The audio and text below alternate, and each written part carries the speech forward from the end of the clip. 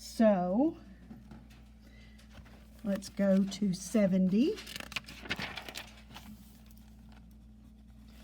And today is the 5th. Lesson 32, and I'm going to have to get a clip. I just steal them off of other notebooks. I need to go get me some extras. And we're going to put solve proportions. Now, this is truly a pre-algebra, Algebra 1 lesson.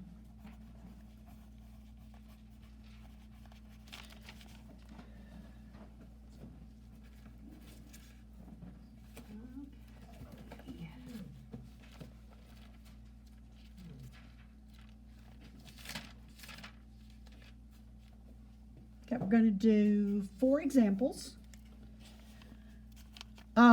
A proportion, and I don't necessarily define it.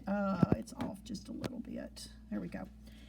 I don't write it out, but a proportion is actually 2 fractions, or a lot of times they say ratios that are equal to each other, like 2/3 equals 4/6. That's a ratio. It would be like number of boys to number of girls, number of boys, number of girls, but those are equal to each other. Couple of reasons. You can multiply this by 2/2 and get 4/6, and we're going to talk about cross multiplying. If you multiply 2 times 6, it's 12, and 3 times 4 is 12. Now, I probably should have done that on the camera, but it's the idea that it's 2 fractions that are equal to each other. So if there's a variable in it, you're trying to find what the variable would be to make it true. So let's start off with the basic one. Let's do x over 4 equals 9/3. Now, the mathematical way of what we're doing is we're technically finding the common denominator. We would get them both to a denominator of 12, and then their numerators would be equal. You know, if we could get the same denominator and we could solve it. But then we found that if you cross multiply,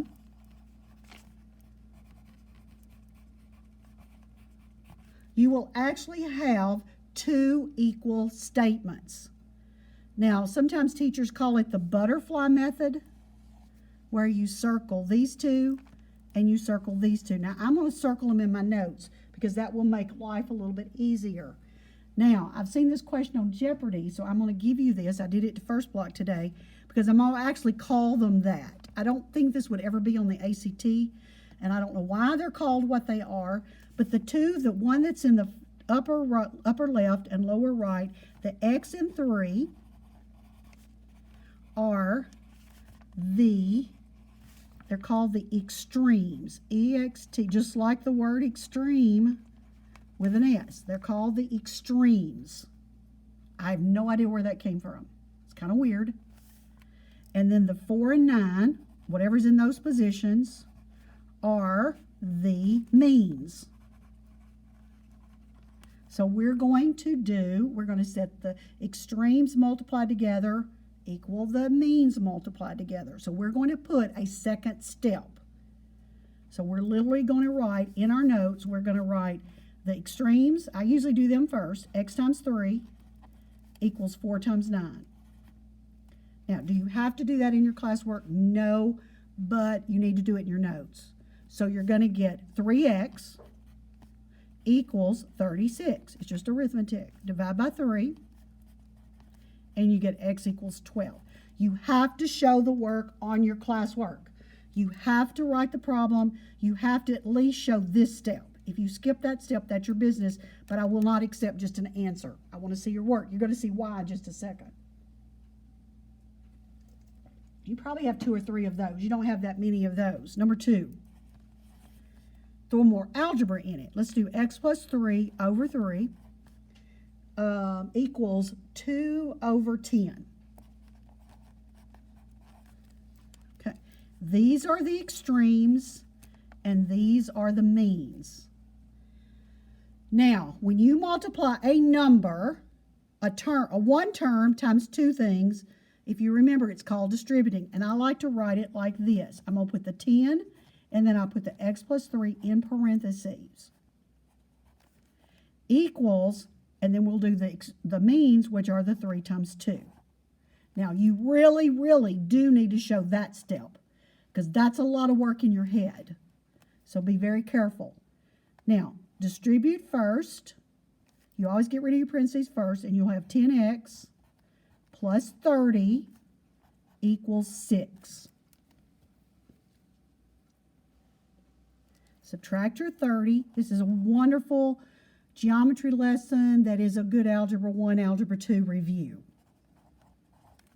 10x equals negative 24. Divide by 10. X equals negative. We know it's negative. Negative divided by positive is a negative.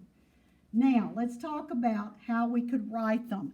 I want them, prefer them, solutions or answers as simplified or reduced fractions. Because when you get into decimals, sometimes you have repeating decimals and bar notation and rounding, and I don't want that. And you need to learn, because of what's coming in Algebra 2, how to do that. 24 and 10 are both divisible by 2. If we divide 2 into 24, we get 12. And if we divide 2 into 10, we get 5. Now, as much as you want to do it on your calculator and get, it would be negative 2.4, this is what I want. Now, we need to talk about, and I don't know if we've done that, how to make your calculator give you the fraction when it gives you the decimal. That's a good lesson. Not that we necessarily can do it today, but we probably need to address that as we get more mixed numbers involved. You know, it's not wrong to write it this way, but I really want you to get used to improper fractions, not writing them as mixed numbers. Because I said at the table yesterday with all the teachers, I said, too many of my high school students think you always have to write it as negative 2 2/5. They think you have to write it as a mixed number. And Miss Petty went, oh no, I've always taught it that way. I said, it's okay, but don't tell them you always do it that way. The graphing calculator is going to write it like this. It's going to write it like this, or it's going to write it like this, but it's not going to do that mixed number.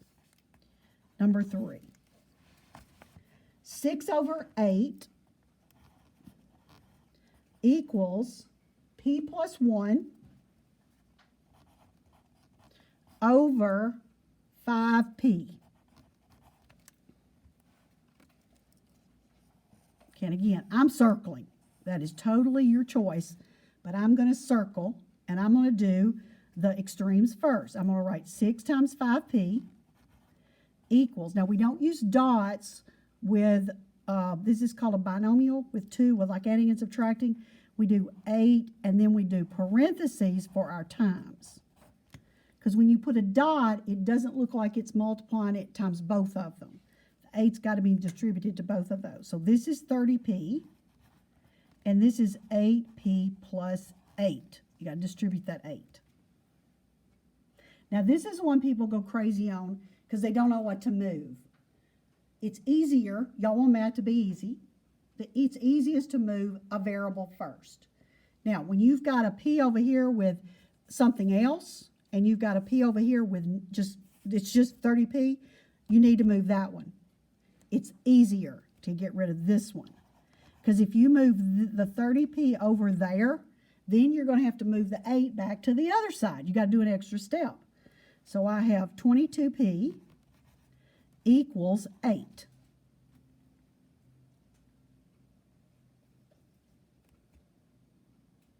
And that's not what I have on my paper. Oh, I guess I copied it down wrong, but that's okay. So I have divide by 22, but this is actually a great one.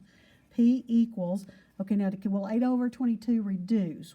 2 goes into 8 4 times, and 2 goes into 22 11 times. This is a perfect example because as a decimal, and I don't even know that one off the top of my head, it's like 0.3 something. I mean, it's going to repeat. It's not going to come out exact. That's where you want to stop, not the decimal. I want the fraction, and I want it reduced. You need that practice. It's easier for you if you'll do that. Let's do one more. We'll do the toughest one. You have some that just have 1x. You have some that have adding and subtracting. You have some that have 2 variables. And then this one's going to be 2 of the binomials. You'll see what I'm talking about. Number 4. let's do a minus 2 over 5 equals a plus 9 over 2. Now, of your 12 classworks, I would say most of these are not going to come out even. I tried to give you quite a few that did, so it might be half and half, like number 1. But see, a lot of these, this one's going to come out a fraction too. So we'll do the extremes. That's going to be 2 times a minus 2. And we'll do the means, which is the 5 times the a plus 9. Now, if you skip that step, be very, very careful. Write the problem, show the work. We're getting you ready for Algebra 2. You got to get back into that, you can do, which we're fixing to get into parallelograms and squares and rectangles and all that stuff, but you can't forget your algebra. So I've got 2a minus 4 equals 5a plus 45. Now, when you've got 2 things on the left and 2 things on the right, you can move either one you want to. I would still move a variable. It's easier. So I'd move, probably y'all would move the 2a. Most people like to get rid of the smallest one. So I have negative 4 is equal to 3a plus 45. So at that point, you're trying to get this by itself. You got to get rid of the 45. And you get negative 49 is equal to 3a. Divide by 3, and you get a equals, and I will tell you, 49 over 3 won't reduce because 49 is just 7 times 7. The only things that go into 49 are 1, 7, and 49. That's it. Only thing goes in 3 are 1 and 3. So nothing goes into both of those except 1. And I leave it improper. If you do it as a decimal, it's going to be a 3 with a bar over it. And it is much easier to get into that habit of doing the fraction. You've got about 10 minutes. Now, this is where I'm telling you, you've got to, and I know you don't want to, especially today, and I get it, that you want to pack up and be through. You've got 10 minutes, and I would highly encourage you to go on and start on your classwork. At least get 2 or 3 done, because you've got to do all of these tomorrow. You've got to get into that New Year's resolution of doing your classwork the next day. It is much easier. You don't get behind. Even if you got a lot of work to do tomorrow, I'm sure English has already loaded you down, but you can do these problems, especially you can do 2 or 3 of them right now. What you need, Jaden?